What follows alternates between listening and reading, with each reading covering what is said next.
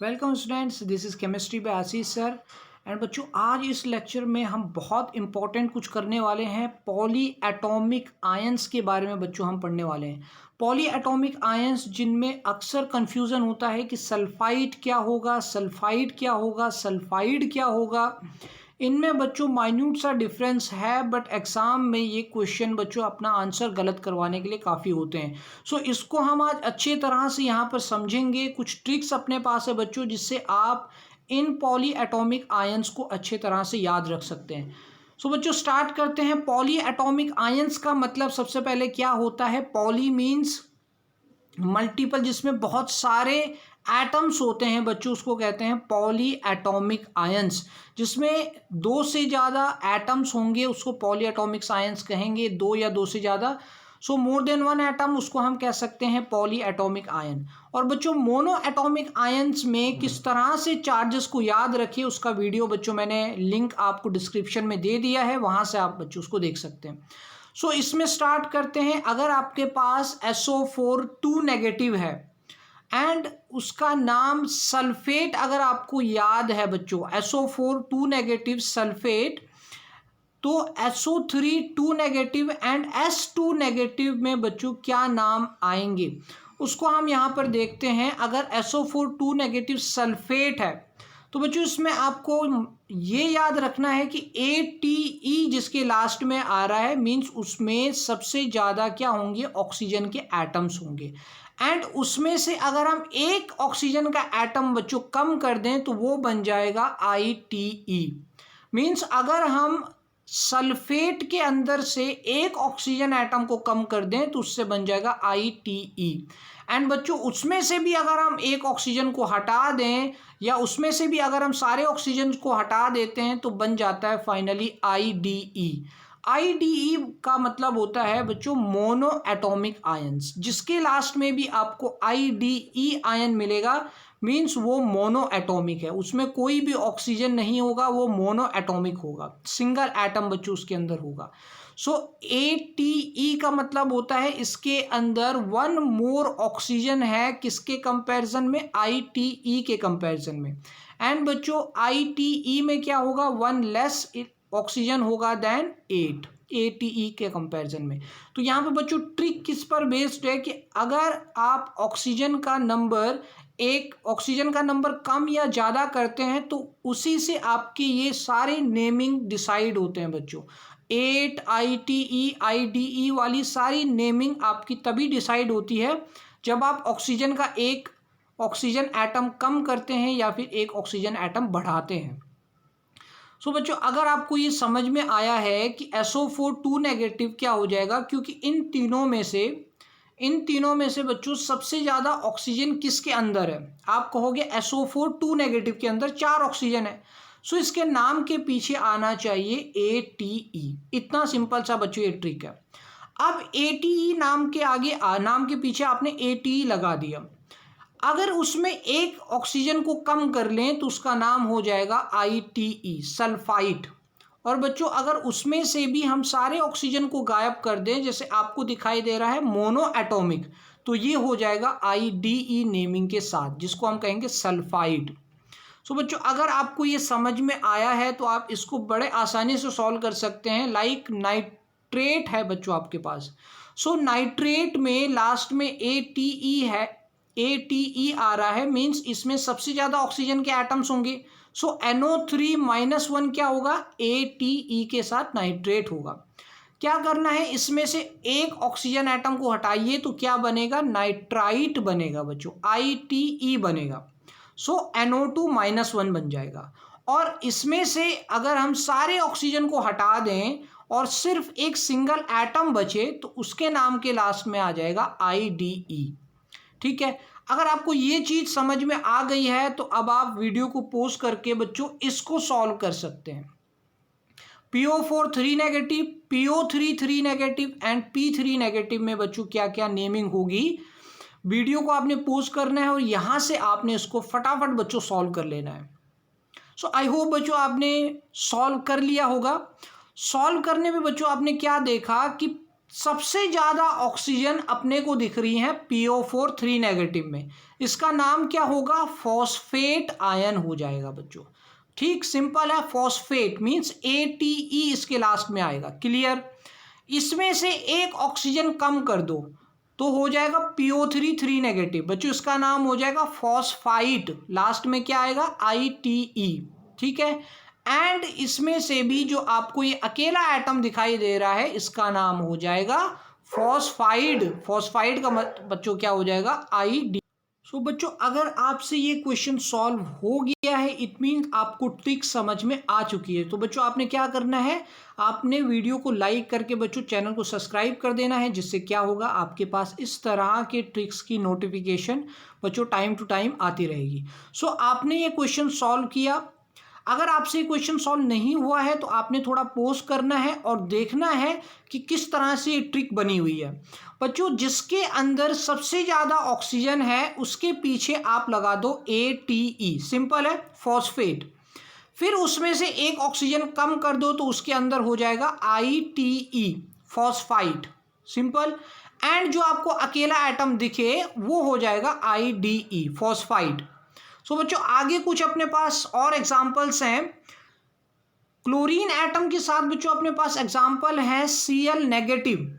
अब ये है बच्चों अकेला एटम, मोनो एटॉमिक है, सो इसके नाम के पीछे आएगा IDE, means chloride ion, simple. फिर आपको याद यहां पर ये रखना है कि ClO3-1 होता है क्लोरेट, ATE है बच्चों। सो जो ClO3-1 है उसका नाम हो जाएगा क्लोरेट। और इस स्टार पॉइंट को आपने नोट करना है कि अगर क्लोरेट से भी ज़्यादा ऑक्सीजन बच्चों किसी के अंदर है, लाइक आपने क्लोरेट में भी +1 ऑक्सीजन कर लिया है तो वो हो जाएगा पर क्लोरेट, जैसे कि ClO4-1 मीन्स पर का मतलब क्या होगा कि आपने क्लोरेट मीन्स ATE में भी एक ऑक्सीजन और ऐड कर दिया है। दूसरा बच्चों आपको पता है कि अगर आप ATE में से एक ऑक्सीजन कम करते हैं तो क्या बनता है, ITE बन जाता है, क्लोराइड बन जाएगा ClO2-1। एंड क्लोराइड में से भी अगर आप एक ऑक्सीजन निकाल लोगे तो वो बन जाएगा हाइपोक्लोराइट आयन। हाइपो वर्ड का मतलब क्या होगा, 1 oxygen less than ITE। And जो आपको अकेला एटम दिखे मतलब वो तो IDE आएगा ही, क्लोराइड। सो इस तरह से ये बच्चों फॉर्मूला जो होता है, ये जो आयंस होते हैं ये बच्चों को किसी भी क्लास में परेशान कर सकते हैं, चाहे वो किसी भी कॉम्पिटिटिव लेवल एग्ज़ाम की तैयारी में जुटे हुए हैं, चाहे 9th क्लास में है, 10th में, 11th 12th में है, उसमें ये बच्चों सारे फॉर्मूलाज यूज़ होते हैं। इन आयंस से आप फॉर्मूलाज बनाते हैं और फिर वहाँ पर आपको ये आयंस बच्चों याद रहने बहुत ज़रूरी है। सो आप इस तरह से आसानी से आयंस को याद कर सकते हैं। सो अगर आपको ये चीज़ समझ में आ गई है तो अब आप पॉज करके अगला इसको सॉल्व कर सकते हैं बच्चों। ये अपने पास अगला आ जाएगा ब्रोमाइड के बारे में। सो बच्चों ब्रोमाइड का एक अकेला एटम आपको दिखाई दे रहा है Br नेगेटिव, तो इसका नेमिंग हो जाएगा ब्रोमाइड आयन, ID, सिंपल है। सबसे ज़्यादा ऑक्सीजन बच्चों इसमें से दिखाई दे रहा है BrO4 नेगेटिव में, मतलब ये हो जाएगा पर ब्रोमेट आयन। ब्रोमेट क्या होगा, BrO3 नेगेटिव, उसमें एक ऑक्सीजन ऐड कर दो वो हो जाएगा पर ब्रोमेट। एंड ATE में से एक ऑक्सीजन कम करो तो हो जाएगा bromide ion, ITE ion. And ITE में से भी एक कम करो तो बच्चों हो जाएगा हाइपोब्रोमाइड आयन, BrO नेगेटिव। सो बच्चों अगर आपको कन्फ्यूज़न हो रहा है ज़रा सा भी तो थोड़ा सा वीडियो को यहाँ पर पॉज करके अपनी मेमोरी को यहाँ पर स्टेबलाइज कर सकते हैं कि किस तरह से ये ट्रिक्स बच्चों बनी हुई है। आपको अगर एक बार मेमोरी में आपके बैठ गया कि कौन ऑक्सीजन को कम करके क्या आएगा और बढ़ा करके क्या आएगा, तो आपके लिए बच्चों ये बिल्कुल एक खेल हो जाएगा पॉली एटॉमिक आयंस को याद रखना। सो बच्चों आगे अब हम बढ़ते हैं। आपको पता है SO4 2 नेगेटिव अपने पास आता है सल्फेट आयन। आपने क्या किया, उसके आगे एक हाइड्रोजन को लगा दिया। अब सर इसका नाम क्या होगा, आपने आगे हाइड्रोजन लगाया है तो चार्ज में देखना -1 आ गया है, चार्ज इसका क्या हो गया, -1। जैसे ही आप एक हाइड्रोजन लगाओगे तो माइनस चार्ज एक कम हो जाएगा। अब हाइड्रोजन जो आपने देखा कि सल्फेट के आगे 4 ऑक्सीजन के जो सल्फेट था उसके आगे एक हाइड्रोजन लग गया है, नाम हो जाएगा हाइड्रोजन सल्फेट, या उसको कह सकते हैं बच्चों बाइसल्फेट। जैसे अपने पास सेकंड है SO3 2 नेगेटिव, बच्चों इसको कर लेंगे। यहाँ पर SO3 2 नेगेटिव है जिसको हम कहते हैं सल्फाइड। अब इस सल्फाइड में आपने हाइड्रोजन जोड़ा तो एक चार्ज कम हो जाएगा और ये बन जाएगा -1 और नाम हो जाएगा बच्चों इसका बाइसल्फाइड आयन। सो इस तरह से बच्चों आप याद रख सकते हैं पॉली एटॉमिक आयंस को बहुत सिंपल तरीके से। बस आपको 1-2 बार उसको रिवाइज करना है और फिर कोई भी पॉली एटॉमिक आयन हो आप उसको याद रख सकते हैं। लाइक बच्चों अपने पास CO3 2 नेगेटिव है। अब CO3 2 नेगेटिव को कहते हैं कार्बोनेट आयन, CO3 2 नेगेटिव। अब इसके आगे मैंने लगा दिया हाइड्रोजन और साथ में एक नेगेटिव चार्ज कम कर दिया, ठीक है। अब इसका मुझे नाम बताइए आप जल्दी से, नाम क्या हो जाएगा?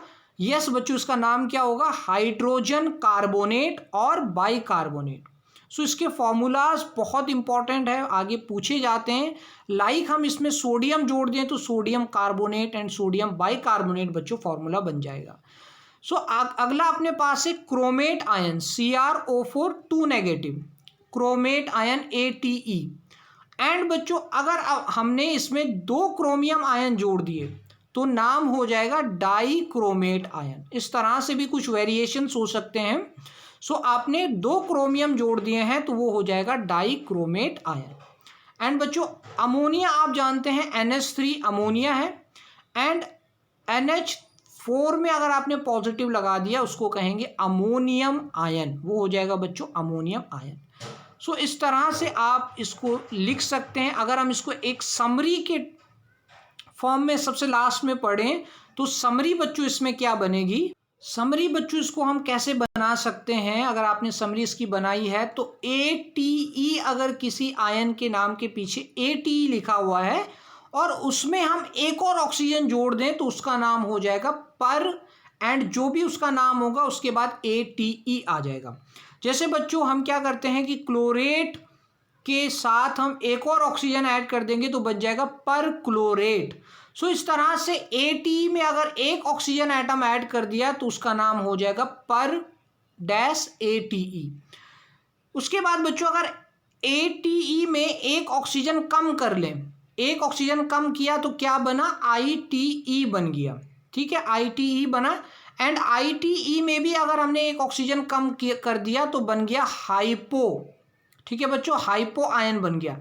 एंड सबसे लास्ट में अगर आपके पास सिंगल एटम आपको दिखाई दे रहा है जिसके ऊपर नेगेटिव चार्ज है तो वो उसके नाम के पीछे बच्चों आएगा IDE। सो अगर बच्चों आपको ये ट्रिक पसंद आई, अगर आपको ये ट्रिक याद हो रही है तो आपने क्या करना है, चैनल को सब्सक्राइब कर लेना है एंड लाइक बटन बच्चों आपने दबा देना है। इससे क्या होगा, सब्सक्राइब करने से आपको इस तरह के वीडियोस के नोटिफिकेशन बच्चों मिलते रहेंगे। सो आपने क्या करना है, इस समरी को आपने 1-2 बार पढ़ना है एंड जो भी मैंने एग्जाम्पल्स आपको दिए हैं उनको बच्चों आपने दोबारा से देखना है। उससे क्या होगा, आपको ये सारे एग्जाम्पल्स बच्चों अच्छे से याद हो जाएंगे एंड आपकी बहुत बड़ी प्रॉब्लम सॉल्व हो जाएगी कि फॉर्मूलाज बनाने में अक्सर हम पॉली एटॉमिक आयंस को भूल जाते हैं। सो बच्चों ये लेक्चर आपको उसमें काफ़ी हेल्प करेगा। सो बच्चों मिलते हैं अपने कुछ ऐसे ही और ट्रिक्स के साथ कुछ और वीडियोस में बच्चों। तब तक आप पढ़ते रहिए एंड सॉल्व करते रहिए केमिस्ट्री के प्रॉब्लम्स।